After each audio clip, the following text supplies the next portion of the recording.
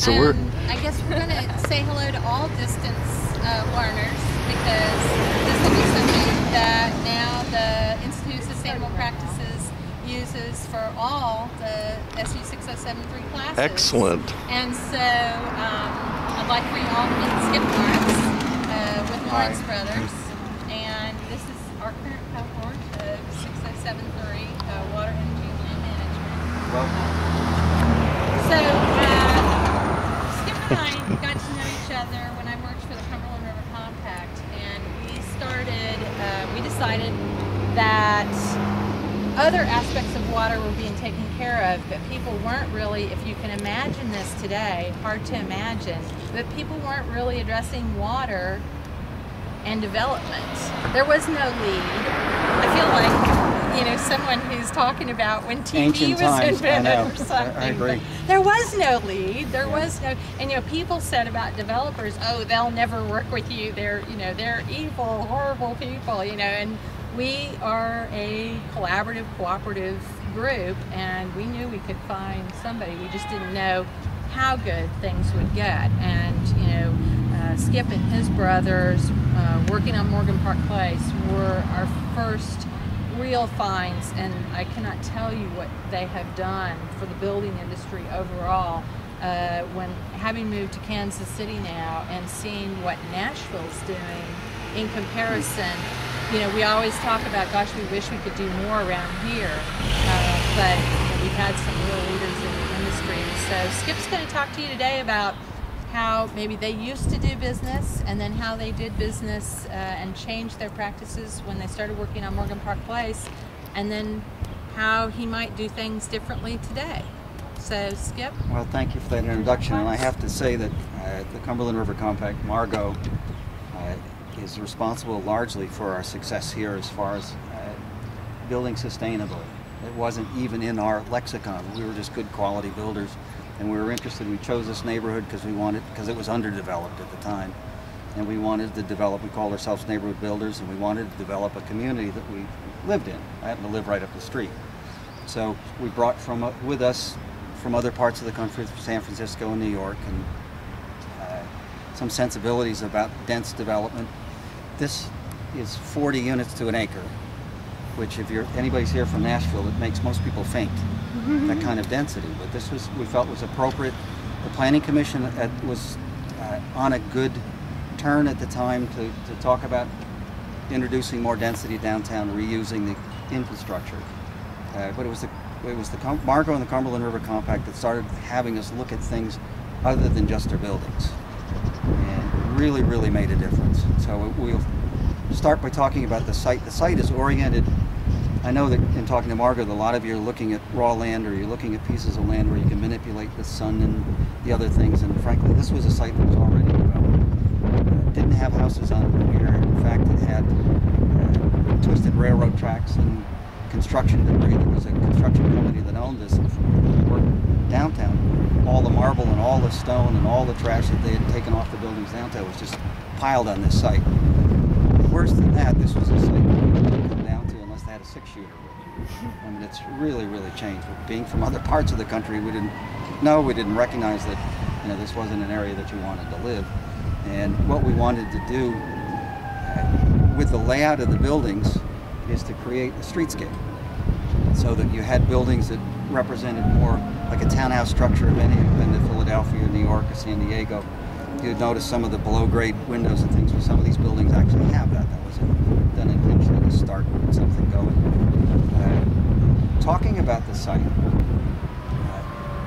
recognizing that runoff from development is a major degradation to the Cumberland River, which we didn't know before we found out.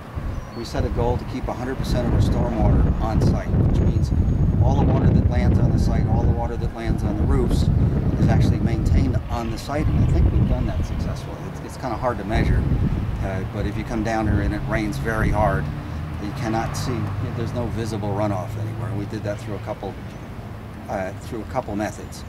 Most of these methods, because we built this in 2005, believe it or not, 2005, we stopped construction in 2006. Most of what you see are things that you're going to be very familiar with. I'm sure you're very much ahead of us. Frankly, what Margot said about what we would do next, we'd be asking asking all of you, what should we do next? And I said, that's what we one of the things that I've learned is that the future is all about you all, the youth. It's all about public and private partnerships. There aren't any of us that are going to do this on our own. We can't keep up with all the technologies. We can't keep up with all the regulations and that type of thing. So between governmental agencies and non-governmental agencies and private industry is really where the future is. And that's kind of like biomimicry. It's using the whole social structure to do the right thing. So out here, talking about the water, what we wanted to do, there had to be a certain amount of paving. You're required to do, certain widths. However, speaking of requiring, one of the things that you'll probably find in your careers as you move forward, you're consulting with developers and builders, is that most of the things you want to do are not legal.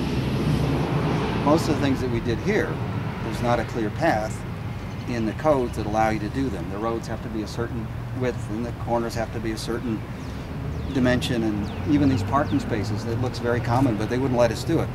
It took us about a year of negotiating to be able to do the things that we needed to do. Some we could do, some we couldn't. Some we couldn't get, like you can't use composting toilets, et cetera, et cetera. So you're going to find your great ideas will need to make a lot of sense for a broad reason so you can appeal to enough people in the different departments that you can find your pathway through that. So at any rate, the amount of paving that we've got here was required for a lot of reasons, but we negotiated it down as much as we could. The spaces that you see on a dense development, like I said, this is 40 units per acre. The spaces that you see on a dense development are very strategically placed to allow water to run from the hard surfaces and into the ground. And when we talk about the ground, stop me to ask questions, because Marg will tell you, once I get wound up, there's so many details here. Yes, I'll go off on the details, so don't feel bad about interrupting. But some of the things you have to think about, we couldn't just expose the ground. What we had to do is to make sure that the ground was formulated in a certain way that it would absorb water. What happens on a construction site like this is a lot of compacted soils. Those compacted soils, as you probably already know, don't absorb water. They're just like hard surface. So when we were done with the construction, we removed about 18 inches of all the material and then came back with compost material. There's no fertilizers here, there's no pesticides. We had what was called a compost tube, and it's there to naturally put the bacteria and generate the worms and those types of things that break that soil up, and it's been extremely successful. So we don't just have 18 inches of drainage, we've got a lot of it. Soil is very, very soft now, whereas it wouldn't be under normal conditions. It would be very hard and compact, and that was one of the important things about being able to absorb water into these spaces. The other thing it's done, of course it's spring and things are kind of just starting to bloom, but the other thing it's done is that the plants here just thrive. They thrive without pesticides. They were chosen to be as native. They're not all native, as you'll see as you walk around, but they were chosen to be native. In fact, that was part of our LEED qualifications, to have native plants. This portion, this part of the sidewalk, the driveway. You have a question? Sorry, Jared. Does that, having that 18 inches soil, does it compress by itself?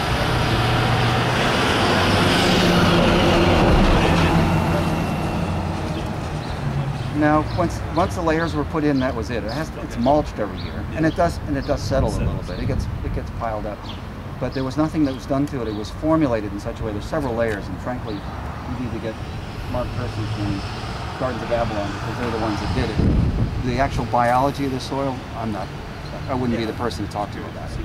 But it went in layers, and those layers are what generated the base for the plants to grow, and also for the soil to start to break down and naturally open up the pores. The other things that I guess we can walk around the back in terms of how we